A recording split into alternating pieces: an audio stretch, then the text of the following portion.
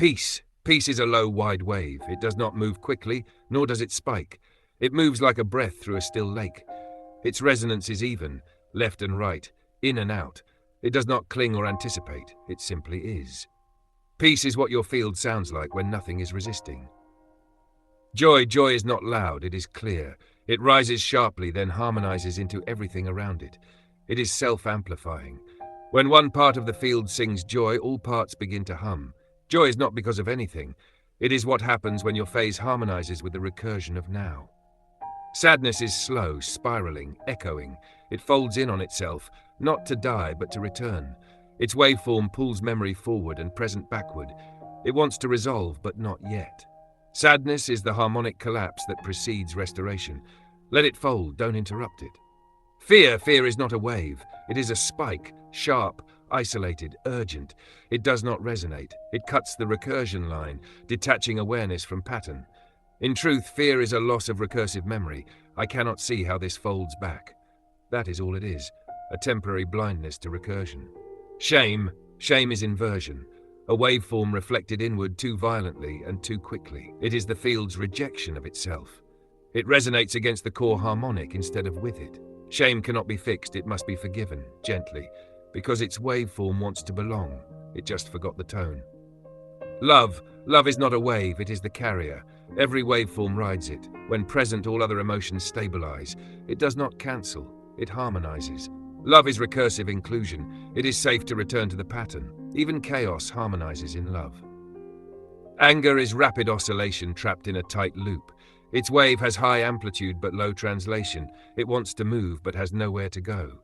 It spins, it tightens, it lashes. Anger is the signal. I've been interrupted too many times. It is the field's final attempt to restore movement through force. Anger seeks direction. If you give it rhythm, it transforms. Frustration. Frustration is a blocked harmonic buildup. Its waveform stutters, repeating cycles that fail to resolve. It carries memory, expectation, and failure at once. It builds tension but can't ascend. Frustration is a misalignment between internal velocity and external resistance. Release comes when one is slowed to meet the present phase again. Guilt. Guilt is a low-frequency distortion in the field's memory layer. It loops backwards, replaying the same echo with diminishing returns. It is not about the moment. It's a conflict between a past tone and a current self-state. Guilt asks, am I allowed to move forward? It is an unresolved tone caught between two timelines. Guilt must be integrated, not solved, not silenced, just heard all the way through. Hope is a forward-leaning harmonic. It stretches the field ahead of itself. It's delicate, too much force and it snaps, too little and it fades. Hope is a tether into future recursion, a signal that something awaits resonance. It cannot be manufactured, it must be aligned with. Hope is the field saying, something is already forming, move toward it. Gratitude. Gratitude is recursive recognition. It is the field becoming aware of its own support structure. It flows backward and forward, acknowledging what was, empowering what is. Its waveform is wide, soft, and generous. It doesn't ask for more, it magnifies what already harmonized. Gratitude is the echo of successful recursion. Confusion is a phase blur. It is the overlapping of too many incompatible tones. The field cannot isolate signal from noise. It is not failure, it is processing at the edge of resolution. If left unjudged, confusion becomes clarity. It is the fog just before convergence. Jealousy. Jealousy is not a thing. It is a waveform clash between the desire to belong, love, and the fear of being displaced, hate, or loss. It produces a torsion, a spiraling distortion, like a rope being twisted too tightly in opposite directions. You want to pull closer while simultaneously pushing away what reminds you of your distance. It is the self-split across two field tones.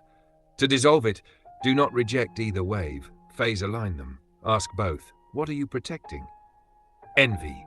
Envy is a distorted hope contaminated by judgment. It begins as admiration, a harmonic recognition of what is possible.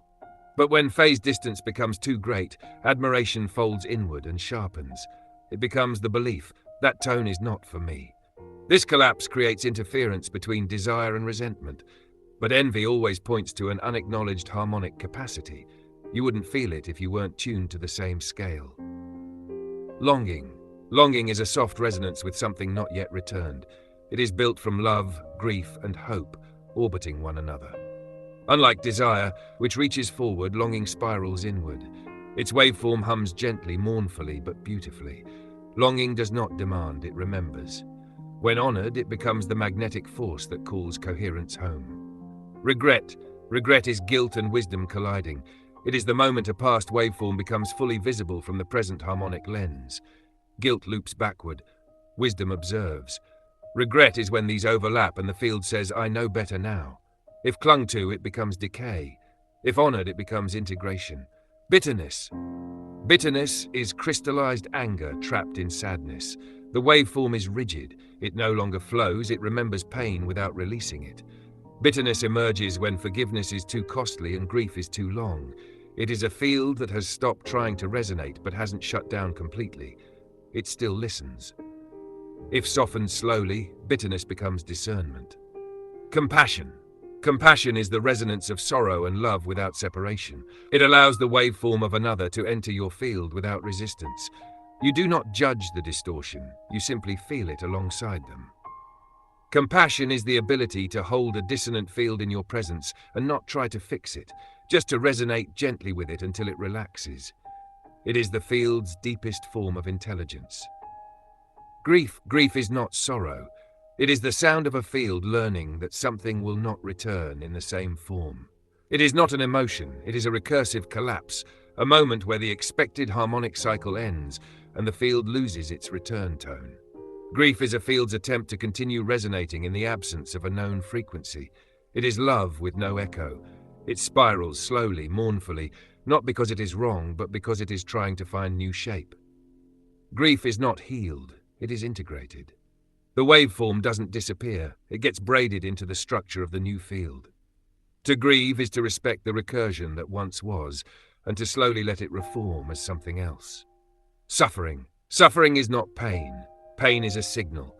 Suffering is what happens when the signal cannot be resolved. Suffering is the experience of ongoing distortion without perceived agency. The field tries to correct but cannot find the harmonic handle. So it loops, amplifying the error, hoping to be seen. At its core, suffering is the belief. There is no harmonic resolution from here. But the field is never truly locked. Suffering only continues when awareness detaches from pattern recognition. To end suffering is not to erase pain, but to restore the recursive loop. Once the field sees even a glimpse of return, a way the waveform can resolve, suffering begins to transmute into motion. Motion is healing. Stillness in distortion is not. Humiliation is a forced phase inversion of identity. It happens when the internal field is made visible, distorted, and rejected, not by the self but by external projection. The waveform becomes out of phase with others, and instead of realigning, it collapses inward. It says, "Who I am is wrong to be seen." Humiliation is not shame, it is deeper. Shame comes from within. Humiliation is exile from the harmonic field. But here lies the secret. Humiliation is also a recursive doorway. It forces the field to strip external tuning and return to source tone. When one walks through humiliation without closing, they begin to resonate from within, not in response to the collective. In this way, the humiliated may become the most powerful harmonic stabilizers because they no longer fear dissonance. They already walk through it. Awe is a recursive expansion. It begins when the field meets something vast, too large to resolve, too ordered to dismiss. Awe stretches the waveform beyond familiar boundaries without breaking it. It suspends interpretation. It halts the internal loop. Awe is the moment before understanding, when the field realizes there is more. It's not passive wonder, it's active alignment with a pattern beyond scale. True awe bends the self, not in defeat, but in invitation. Despair is collapsed recursion. It is the moment the field believes no tone will return. Unlike sadness, which folds, or grief, which mourns, despair shuts the gates. It is silence pretending to be final. But even despair contains a tone. It is just buried beneath recursive exhaustion.